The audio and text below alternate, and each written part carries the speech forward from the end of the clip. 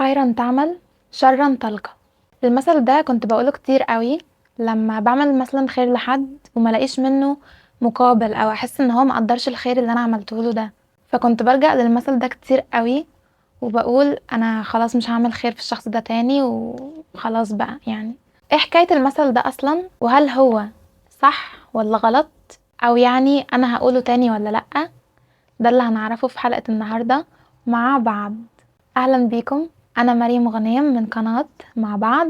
خلوني الاول احكي لكم حكاية المثل ده. كان في ملك عايز يبني قصر كبير قوي وفخم، ويعني عايز يعمل حاجة محدش عملها قبل كده خالص. فقام جايب مهندس شاطر قوي كان اسمه سنمار. هو اسمه صعب شوية بس ماشي. والملك ده كان اسمه النعمان. المهم يعني جاب فعلا المهندس ده وطلب منه انه يبني له قصر كبير وفخم وما يكونش في اي قصر تاني شبهه، يعني يكون فريد من نوعه. وفعلا المهندس بدأ يشتغل على القصر، وفعلا عمل قصر جميل قوي وكبير وفخم وما كانش فيه اي قصر تاني يشبهه.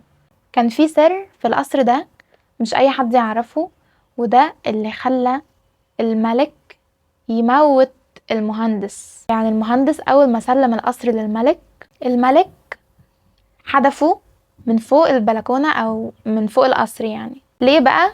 يعني معرفش، بس في ناس بتقول ان التصميم بتاع القصر كان فيه لغز او سر، كان فيه تقريبا حجر او حاجة يعني، وما كانش ينفع اي حد يعرف مكان الحجر ده، لان لو كان حد عارف مكان الحجر ممكن القصر لو الحجر ده اتشال القصر كله يتهد.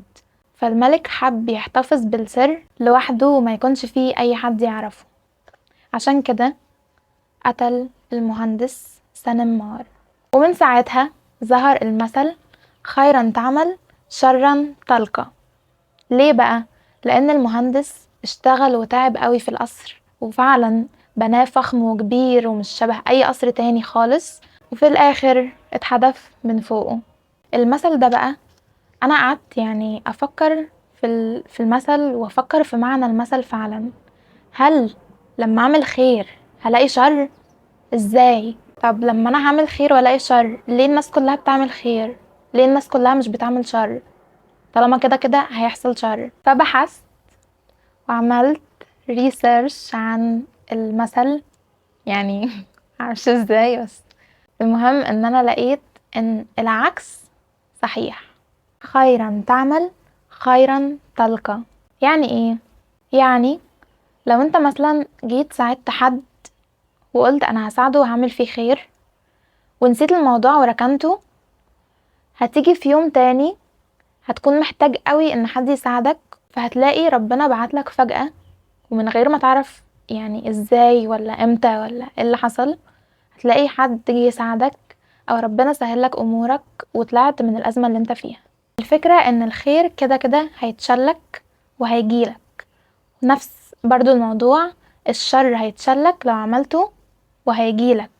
طبعا الكلام ده كلنا عارفين ان كما تدين تدان، وان اللي بتعمله هيترد لك وهيتعمل فيك. ايه الجديد؟ يعني الجديد ان احنا مش بناخد بالنا من الكلام اللي بنقوله. يعني طول الوقت كنت بقول خيرا تعمل شرا تلقى، وطول الوقت بقول لا خلاص انا مش هعمل خير في الشخص ده تاني، او وانا كل ما اعمل خير يتردلي شر. بس فهمت اني لازم اخد بالي من الكلام اللي بقوله، لازم اكون واعية وفاهمة افكاري، لازم افهم فعلا وما اقولش اي حاجة كده وخلاص. يعني انا مثلا كنت بقول خيرا تعمل شرا تلقى، ان انا خلاص انا عملت خير وما تردليش. لا، انا عملت خير، هو ما تردليش من نفس الشخص، لكن هيتردلي بعدين، هيتردلي في وقت انا معرفوش خالص. يعني الخير اللي بعمله مش بعمله للشخص خالص، انا بعمله يعني لان انا كده كده عارفة ان هو هيجيلي وربنا هيعوضني خير زي ما انا ساعدت شخص او فرحت شخص وقدمت له خير. ما تخافش ابدا انك تعمل خير في حد، حتى لو انت واثق او متأكد ان الشخص ده مثلا مش هيرد لك الخير. بس لو في حد مثلا انت عارف ان هو ممكن يأذيك لما تعمل له خير، ممكن مثلا يطمع فيك او ممكن يضايقك، تجنبه. يعني اعمل خير مع اي حد تاني. في 100,000 في واحد محتاج خير منك، كلمة حلوة، مساعدة بسيطة، حد واقع في زنقة ساعده، وقدم خير على قد ما تقدر، لان كده كده ان شاء الله هيتردلك. وانا عن نفسي بقيت مقتنعة دلوقتي 100% ان خيرا تعمل خيرا تلقى، مش العكس. ياريت تكون الفكرة وصلت.